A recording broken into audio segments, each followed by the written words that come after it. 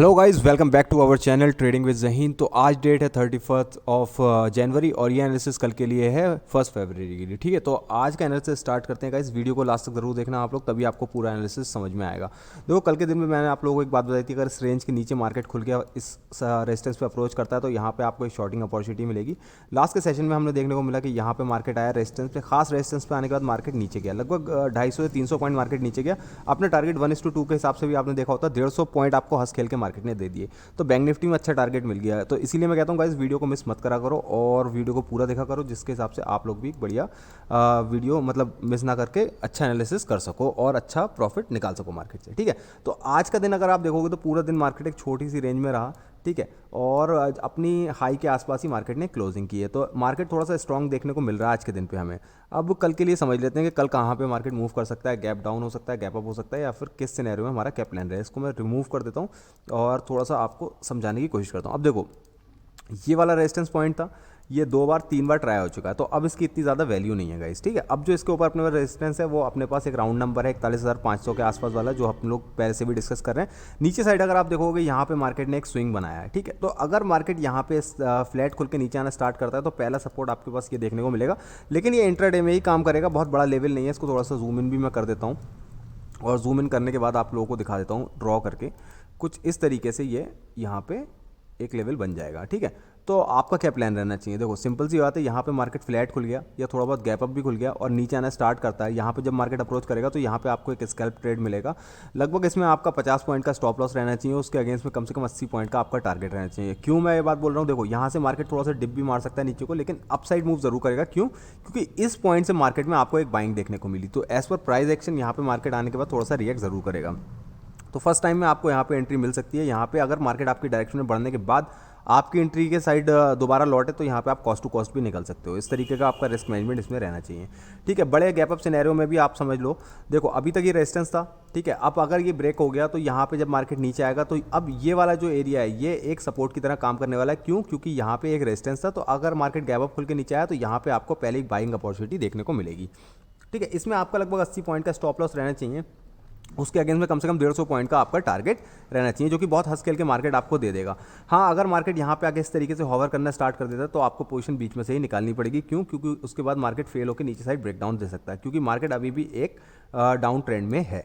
ठीक है, तो मार्केट ने अभी कुछ इतना स्ट्रॉन्ग मूव नहीं दिया जिसके हिसाब से हम कहें कि मार्केट भाई एक अप ट्रेंड में अब जा चुका है। तो अभी भी आपको थोड़ा सा कम अग्रेसिव होना पड़ेगा जब भी आप बाइंग का प्लानिंग करो। अब गैप डाउन सिनेरियो में देख लेते हैं गाइज। देखो, गैप डाउन सिनेरियो में एक लेवल मुझे ये वाला दिख रहा है, थोड़ा सा स्ट्रॉन्ग लेवल है, क्योंकि पीछे से यहाँ पे एक बार बाइंग प्रेशर हमें देखने को मिला था। और अगर आप आज के दिन पे देखोगे तो मार्केट ने इसी पॉइंट से ही अपसाइड मूव दिया है। ठीक है, यहाँ पे इस तरीके से मार्केट नीचे आया, इसी पॉइंट से मार्केट उठ के ऊपर गया। तो अगर बड़ा गैप डाउन खुल जाता है, इस लेवल के नीचे खुल जाता है, नीचे आता है, पहले इस लेवल पे अप्रोच करता है। क्यों मैं ये बात बोल रहा हूँ? क्योंकि गाइज अगर यहाँ से यहाँ तक का फिबोनाची ड्रॉ करोगे तो ये आपको 50% लेवल के आसपास का एरिया देखने को मिलेगा। तो यहाँ पे आता है, यहाँ पे डायरेक्टली आप बाइंग करोगे अग्रेसिवली, इसमें आपका 60 पॉइंट का स्टॉप लॉस होना चाहिए, उसके अगेंस्ट में कम से कम 150 पॉइंट का आपको टारगेट बहुत ईजिली मिल जाएगा। ठीक है, तो ये कुछ लेवल है। अभी सेलिंग के लिए मैं इतना इंटरेस्टेड नहीं हूँ, क्योंकि मार्केट थोड़ा सा स्ट्रॉन्ग दिख रहा है। सेलिंग मैं कहाँ पे करूँगा वो भी मैं बात आपको बता देता हूँ। यहाँ पे गैप अप खुलने के बाद मार्केट ऊपर गया, इस लेवल के आसपास आया, राउंड नंबर है, इंपॉर्टेंट एरिया है, तो यहाँ पे आपको सेलिंग एक अपॉर्चुनिटी मिलेगी। ठीक है, यहाँ पे आपका 70 पॉइंट का स्टॉप लॉस रहना चाहिए, उसके अगेंस्ट में 1:2 या फिर 150 पॉइंट आप इजीली बुक कर सकते हो। तो गाइस, ये बैंक निफ्टी का एनालिसिस था। अब चलते हैं निफ्टी 50 की तरफ, और निफ्टी 50 में समझते हैं कि कल की कहानी क्या रह सकती है। तो देखो गाइज, निफ्टी 50 में मैंने आपको ये वाला लेवल दिया था। ठीक है, मार्केट यहाँ तक नहीं आ पाया तो इसमें हमारी कोई इतनी खास अपॉर्चुनिटी नहीं मिली। नीचे का अपने पास ये वाला एरिया था, यहाँ पे मार्केट आ रहा था, लेकिन उसके ऊपर से ही मार्केट लौट गया। तो काफ़ी लोग जो कोर एनालिसिस फॉलो करते होंगे उन लोगों का भी सेटअप निफ्टी 50 में नहीं बना। तो आज के दिन पे निफ्टी 50 में कोई भी अच्छा सेटअप हमारा नहीं बना, क्योंकि हमारे लेवल के नीचे ही मार्केट रहा। ठीक है, तो अब इस लेवल को थोड़ा सा मैं एक्सटेंड कर लेता हूँ और एक लेवल मैं आप लोगों को और बताता हूँ जिसके हिसाब से मार्केट कल जहाँ पर मूव कर सकता है। अब ये लेवल है लगभग ये वाला, ये एरिया अगर आप देखोगे तो ये है 17,600 के आसपास वाला एरिया।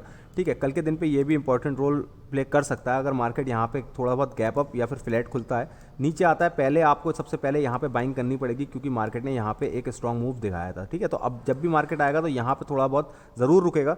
मार्केट यहाँ से बाउंस भी कर सकता है या फिर ब्रेक भी कर सकता है। ब्रेक ऐसे डायरेक्ट नहीं करेगा, अगर डायरेक्ट करता है तो आपको लगभग 25 पॉइंट का स्टॉप लॉस इसमें प्लान करना चाहिए। ठीक है, अगर डायरेक्ट ब्रेक करता है तो आपको निकल जाना चाहिए, या फिर आप कैसे प्लान कर सकते हो वो भी मैं आपको बता देता हूँ।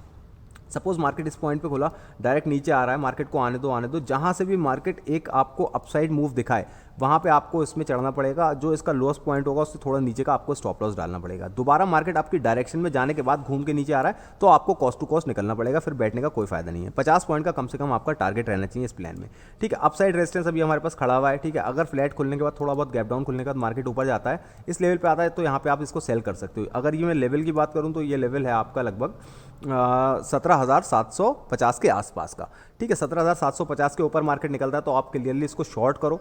25 से 30 पॉइंट का आपका स्टॉप लॉस रहना चाहिए, उसके अगेंस्ट में 1:2 के हिसाब से लगभग 50 पॉइंट का कम से कम आपका इसमें टारगेट रहना चाहिए, ठीक है। अगर गैप अप खुल के मार्केट इस पर अप्रोच करता है तो यहाँ पे चढ़ने का कोई फायदा नहीं है गाइस, क्योंकि मार्केट इसको ईजिली ब्रेक कर सकता है अगर बड़ा गैप अप मार्केट खुल गया, या फिर इसके ऊपर मार्केट अगर गैप अप खुल गया तो अभी ट्रेड आप प्लान नहीं कर सकते, क्योंकि मार्केट के पास अप साइड एक रेजिस्टेंस है, नीचे एक सपोर्ट है, तो हो सकता है मार्केट इसी रेंज में घूमता रहे और आपको ट्रैप भी कर ले, ठीक है। तो अगर गैप डाउन की मैं बात करूँगा इस, तो गैप डाउन में अभी अपने पास ये वाला सपोर्ट अभी बरकरार है, ठीक है। तो अगर मार्केट गैप डाउन खुल गया, इस लेवल के आसपास खुल गया, नीचे आता है तो यहाँ पे आपको बाइंग करनी पड़ेगी। अगर यहाँ पे पहला आपका स्टॉप लॉस हिट होगा, दोबारा नीचे आएगा तो यहाँ पे भी आपको बाइंग करनी पड़ेगी। ये दो आपके पास कल के सेटअप हो सकते हैं, दोनों में आपका 25 पॉइंट का स्टॉप लॉस, उसके अगेंस्ट में कम से कम 50 पॉइंट का टारगेट रहना चाहिए गाइस। अब मैं ये बात क्यों बोल रहा हूँ, क्योंकि देखो गाइस, हो सकता है मार्केट यहाँ से डायरेक्ट इसको ब्रेक करे और नीचे आके इस लेवल पे सपोर्ट ले, तो अगर आप यहाँ पे ट्रेड लोगे और यहाँ पे ट्रेड नहीं लोगे तो आपका पूरा रिस्क मैनेजमेंट बेकार हो जाएगा। क्यों? क्योंकि यहाँ पे आप स्टॉप लॉस दे दोगे और यहाँ पे आप डर के मारे नहीं चढ़ पाओगे।